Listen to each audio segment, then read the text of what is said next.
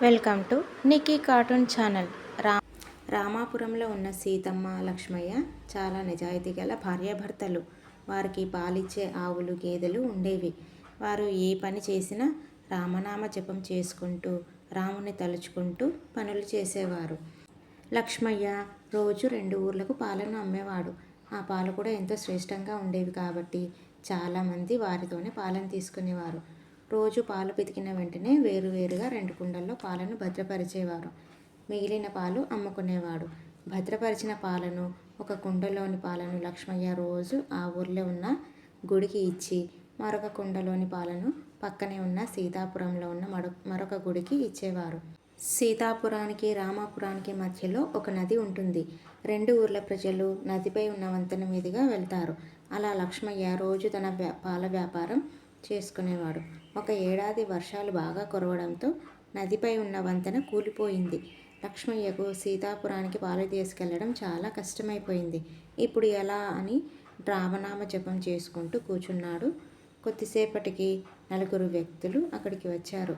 వారితో పాటు ఒక పడవ నడిపే వ్యక్తిని కూడా తీసుకుని వచ్చారు. అలా అందరూ పడవ ఎక్కి సీతాపురానికి వచ్చారు. లక్ష్మయ్య గుడి దగ్గరికి వెళ్ళేసరికి ఆలస్యమైపోయింది. అప్పుడు గుడి పూజారి, "ఏం లక్ష్మయ్య, ఇంత ఆలస్యంగా వచ్చావేం?" అని అడిగారు. పూజారి గారు, "మొన్నటి వర్షానికి నదిపై ఉన్న వంతెన కూలిపోయిందండి. ఈదుకుంటూ వద్దామంటే పాలు కింద పోతాయని ఆలోచించుకుంటూ కూర్చున్నాను. అప్పుడే పడవ నడిపే వాళ్ళు కూడా వచ్చారు. అలా పడవలో ఎక్కి వచ్చేసరికి ఇంత ఆలస్యమైంది.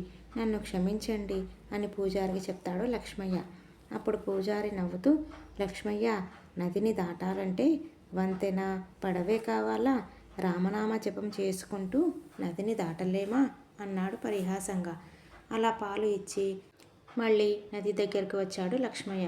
అప్పుడు నిజంగానే మనస్ఫూర్తిగా భక్తి శ్రద్ధలతో రామనామ జపం చేసుకుంటూ నదిలో కాలు పెట్టగానే నది తనకు దారినిచ్చింది. అలా జపం చేసుకుంటూ నదిని దాటాడు లక్ష్మయ్య. ఇంటికి రాగానే లక్ష్మయ్యను చూసిన సీతమ్మ, "ఏమైందండి అలా ఉన్నారు?" అని అడిగింది. లక్ష్మయ్య జరిగినదంతా చెప్పాడు. "ఇదంతా రామయ్య లీల" అని జవాబిచ్చింది. మరుసటి రోజు కూడా లక్ష్మయ్య అలాగే రామనామ జపం చేసుకుంటూ నదిని దాటి గుడికి తొందరగా వచ్చాడు. అప్పుడు పూజారి, "అదేంటి ఈరోజు తొందరగా వచ్చావు?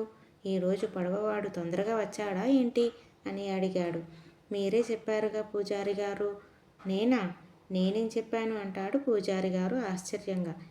"అదే పూజారి గారు, మీరు నిన్న రామనామ జపం గురించి చెప్పారు కదా, అలాగే మీరు చెప్పిన విధంగానే రామ రామ అనుకుంటూ నదిని దాటి వచ్చేస్తున్నాను" అని అంటాడు లక్ష్మయ్య. అది విన్న అందరూ ఆశ్చర్యపోతారు. 2 రోజుల్లో శ్రీరామనవమి పండుగ కూడా వచ్చింది.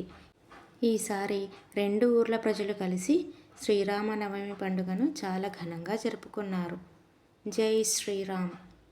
Thank you for watching. Subscribe చేసుకుని లైక్ చేసి ఇంకా షేర్ కూడా చేయండి. Thank you.